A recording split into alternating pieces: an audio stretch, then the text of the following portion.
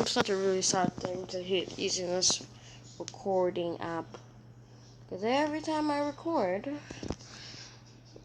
and my iPad accidentally turns off because I'm not tapping it enough, recording stops. So this is part 2, I guess. Yeah, hello. So I'm just gonna start this brand new video. Yeah, I am speechless from that last video. A test in the desert. You know what? I'm gonna watch this. God's Spirit led Jesus into the desert. He had nothing to eat for 40 days and nights. Yeah, After that, Jesus was very hungry. Knowing that Jesus was hungry, Satan tempted him. He pointed to a rock and said, "If you are the Son of God, tell these rocks to become bread." He was testing him. Jesus answered Satan using God's words from the Bible.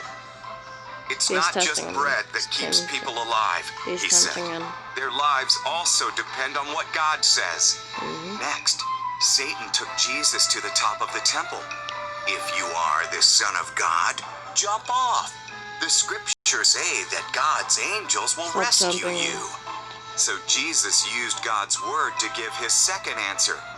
"Do not put the Lord your God to the test," he said, quoting again from the Bible. Finally, Satan took Jesus to a mountain and showed him all the world's kingdoms and wealth. "This can be yours," he said, "if you bow down and worship me." "Go away, Satan," Jesus commanded. Then he quoted God's word one more time. "For it is written, worship the Lord your God and serve him only." As soon as Jesus said it, Satan left him.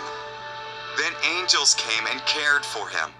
Jesus had faced temptation and hadn't sinned, not even once. Great ad. That's a good ad.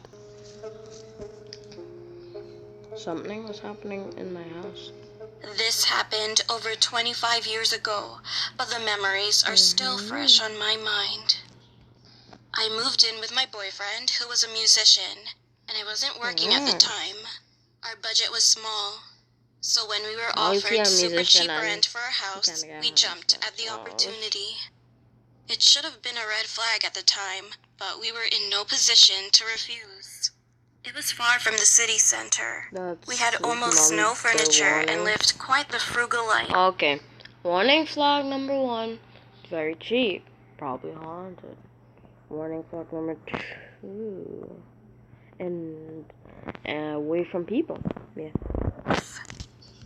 But we were happy to have our own How are you a space. musician and you can barely afford anything? The house was simple but cozy and nice, and there was another room in the backyard with no windows, but only a chair right in the middle of it.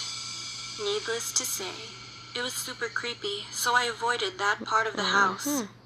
While my boyfriend was working all day in a music school, I took care of the house. In the beginning, everything was fine. I felt happy there, but after a few weeks, weird things started happening. One day, I put some of the cans and ingredients on the kitchen table while I was cooking. However, when I turned around to grab them, they weren't there.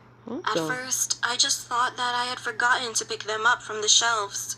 But when cans and knives started showing up in random places in the house, like the bedroom, I started paying more attention.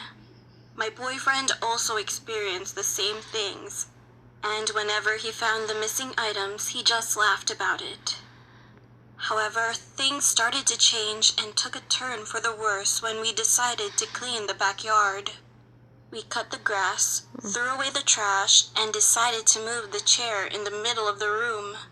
So my boyfriend picked it up and left it in front of the house to be collected. He told me that he felt sick the moment he entered that room. I thought he was overreacting, but when I entered it, I immediately felt a heavy weight on my chest and a piercing headache. However, everything would be fine again once we left that area. It was scary, so we went to a local church, got some holy water and salt from the priest, and cleaned the room. We thought that everything would be okay now. My boyfriend had to leave for work, and I continued cleaning inside the house. But I didn't feel calm and perky as I usually did, because I constantly had the feeling that someone was watching me. I even checked the doors and windows to see if there was anyone around, but no one was there. And I still felt uncomfortable and was paranoid all day. When my boyfriend returned home in the evening, we started hearing noises coming from outside.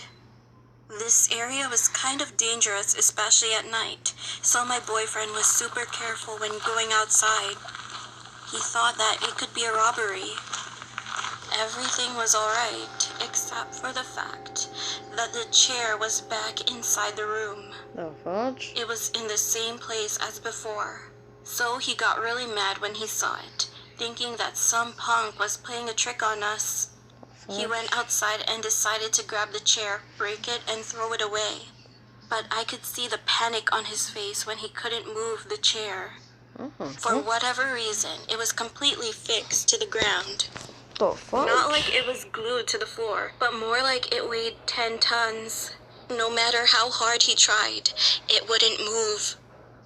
Because he had to come up with another plan, he ran inside, grabbed holy water and salt, made a circle around the chair, and started praying. Suddenly, we heard a loud bang. Thousands, maybe millions of cockroaches started coming out of every sewer hole outside of the house. I am terribly terrified of cockroaches, so I guess this was my worst nightmare. He left the chair and we rushed inside the house. And after we checked everywhere in the house, we locked all the doors and windows, and then ran away to my mom's house. As the incident happened on a Friday evening, we decided to stay at her house until Sunday to calm down. On Sunday afternoon, we returned home and everything felt normal. There were no traces of insects around, and the chair was still in its place, but the house seemed quiet. We started relaxing a bit, and as I had just refilled the fridge on Friday with groceries, I decided to start cooking something nice for dinner. However, when I opened the fridge, I saw an image I will never forget. All the food was full of maggots, and it was almost completely decomposed. The smell was horrible inside. I have never seen anything like it before. I mean, the fridge was still on and seemed to be working, but the food was not frozen, and this level of decomposition could not be reached in less than 48 hours. It was the most disgusting thing I've ever seen. I screamed and showed it to my boyfriend, who also couldn't understand what happened. But there was nothing we could do with the food or the fridge. Later, we finally decided to give the house back, and we moved out to another city. And fortunately, I've never experienced anything like that again. But that incident still gives me the chills.